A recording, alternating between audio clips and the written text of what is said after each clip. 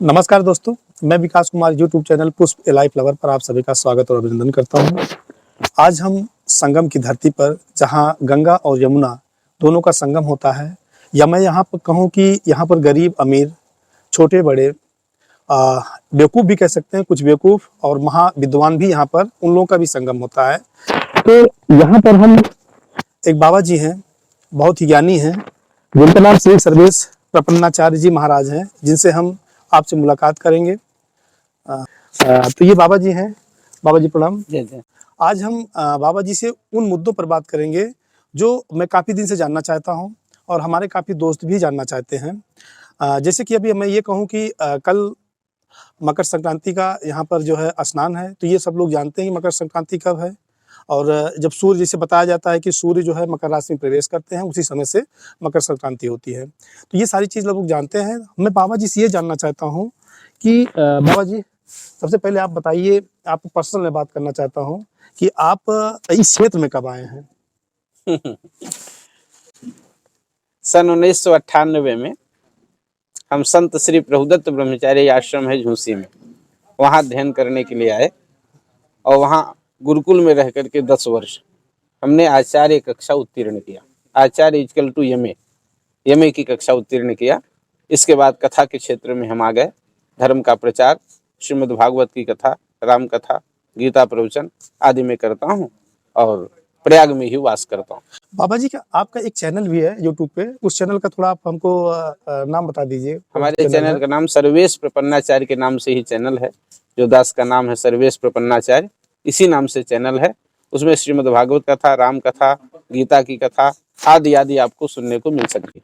बाबा जी, हम सबसे पहले जानना चाहते हैं, जैसे कि साधु होते हैं, मुनि होते हैं, महर्षि होते हैं, ऋषि होते हैं, तो सबसे पहले मैं ये जानूंगा कि इसमें क्या भिन्नता होती है। पहले साधु के बारे में आप बताइए।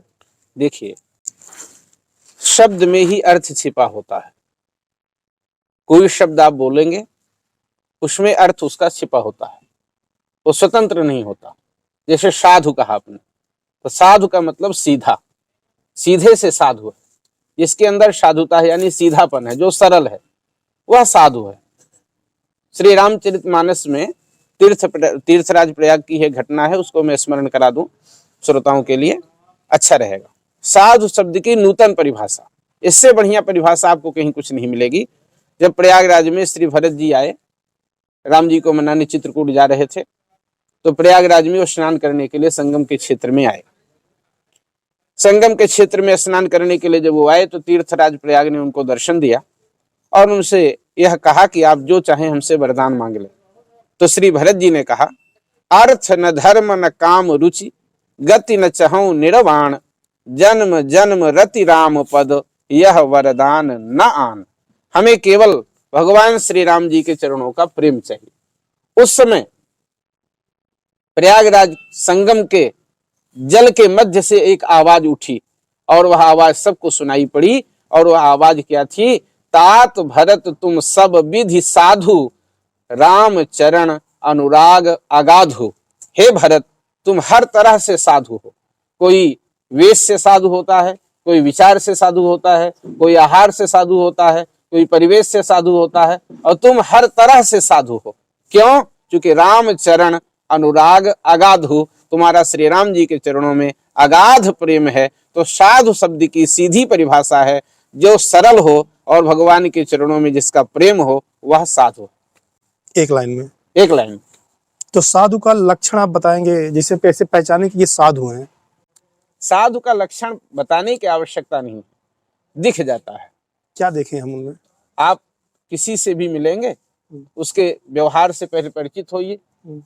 बोलने में, कहने में, सुनने में, बैठने में एक शास्त्र का सिद्धांत है, मनस्येकम वचस्येकम कर्मण्येकम महात्मनाम।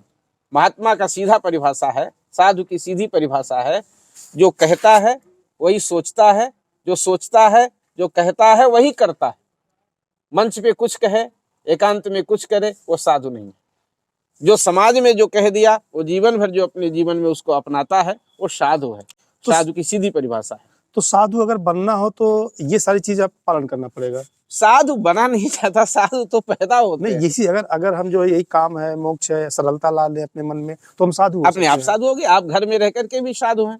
तो यहाँ पर जो संगम में हम साधु देख रहे हैं, साधुओं को, इनमें क्या ऐसी चीजें हैं? ये विषय अलग है, ये संप्रदाय है।